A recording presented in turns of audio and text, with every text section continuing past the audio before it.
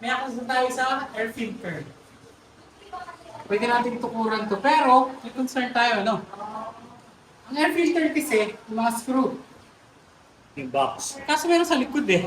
Na hindi na... Kaya naman, no? Kaya naman, pero Mahihirapan. nahihirapan. So, tanggalin natin yung tangke. Yep, that's the way it is. Pasok.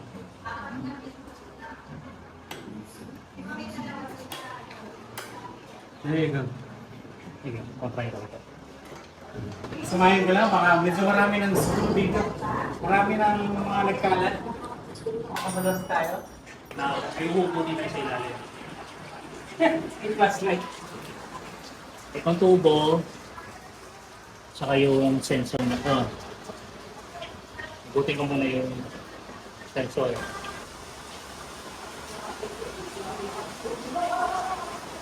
Tanggal ko na to.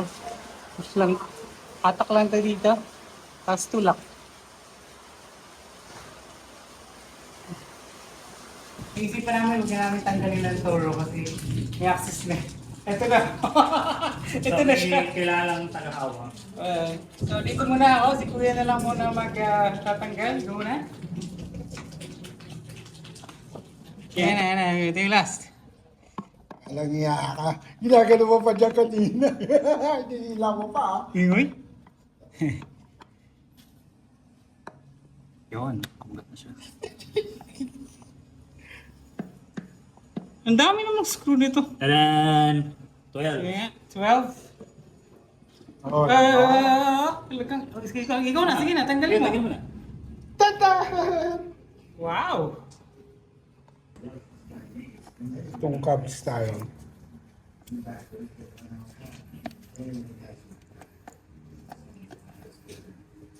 Wow! Ano to? Wala, yung hindi hangin. That's where the air goes in. Ba't kaya nilagari yan? Ano? Ito yung iniisip ko kasi mukhang talagang yun, ang rough ng finish eh. Baka, anong ginawa nila? So ito na yung new air filter. Yep, nagpupunas pa din ako.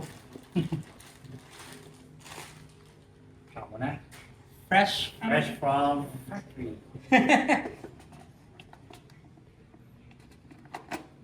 Swak na swak. Swap. There you go. Ayan. Nilapat na natin yung box. Kaso madumi pala yan. Sean man! Kaya mo ito. Punasan na. So balik na natin yung cover.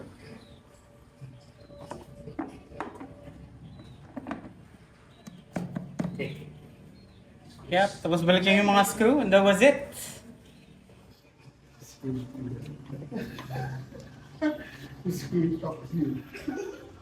Good screw you. Ano? Good screw you. Yeah. Pating. Gusto niya yun. Gusto niya yun.